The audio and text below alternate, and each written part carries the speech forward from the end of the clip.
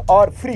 चुनाव में राजनेता जनता को लालच देकर वोट लेते हैं और सरकारें बना लेते हैं, लेकिन इन रेवड़ियों को बांटने के फैसले लेते वक्त वे ये नहीं सोचते कि ये पैसा आएगा कहां से, और फिर उसके दुष्परिणाम भी दिखने लगते हैं। कर्नाटक में कांग्रेस ने जनता को ऐसे ही लालच देकर वहां सरकार बनाई, लेकिन अब उन वादों को पूरा करने में सरकार के पसीने छूट रहे हैं। राहुल गांधी की इन गारंटियों को पूरा करने में इतना पैसा लग रहा है कि कर्नाटक सरकार की कमर टूटने लगी है, और इसलिए पैसों के जुगाड़ के लिए अब सरकार जनता पर भी बोझ डाल रही है। पहले सरकार ने पेट्रोल और डीजल के दाम बढ़ाए, दूध के दामों में इजाफा किया और फिर जलकर के साथ कुछ और करों को बढ़ाकर जनता के माथे पर बोझ लाद दिया। अब कर्नाटक की सरकार सरकारी बसों के किराए में भी 20% तक की बढ़ोतरी करने का प्रस्ताव लेकर आई है। जी हां, दिल्ली में राहुल और उसकी टीम महंगाई डायन का गाना गा रही है, लेकिन वही कांग्रेस शासित राज्यों में यही डायन नंगा नाच कर रही है। कर्नाटक में कांग्रेस ने सत्ता में आने के लिए महिलाओं को फ्री बस सेवा देने का वादा किया था। अब यह वादा सरकार के लिए गले की फांस बन गया है। जिन सरकारी बसों में महिलाओं को सरकार फ्री में यात्रा करवा रही है, उस विभाग की कमर टूटने लगी है। इस फ्री योजना की वजह से Karnataka state road transport corporation यानी कि KSRTC को 295 करोड़ रुपए का घाटा हुआ है, और यह घाटा दिनों दिन बढ़ता जा रहा है।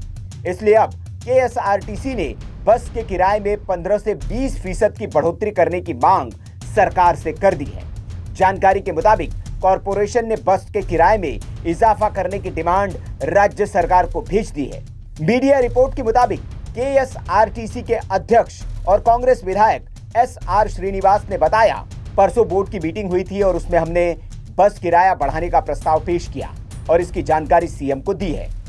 बस एक आवश्यक सेवा है, अगर एक ड्राइवर नहीं आता है तो गांव को उस दिन बस सेवा नहीं मिल पाएगी।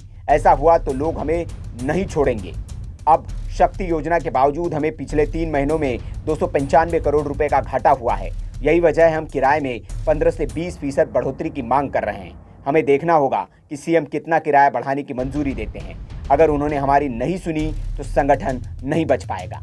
वहीं इस मामले में NWKRCT यानी कि उत्तर पश्चिमी कर्नाटक सड़क परिवहन निगम के अध्यक्ष और कांग्रेस विधायक राजू कागे ने भी कहा, हमें अब बस किराए में संशोधन करना होगा। पिछले 10 सालों से किराया नहीं बढ़ा है, चाहे डीजल हो, पेट्रोल हो, तेल हो या टायर, कीमतें हर चीज की बढ़ी है।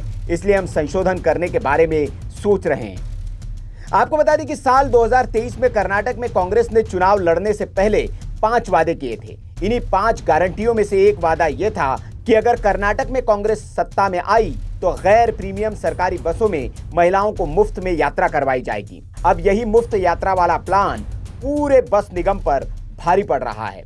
महिलाओं की फ्री बस यात्रा वाली सुविधा की कीमत अब पूरे कर्नाटक की जनता से वसूलने की तैयारी चल रही है, और कांग्रेस की ये गारंटी कर्नाटक की पूरी जनता को भुगतनी पड़ेगी जो बसों में सफर करते हैं, अगर ये किराया बढ़ाया गया तो। Bureau report, VK news.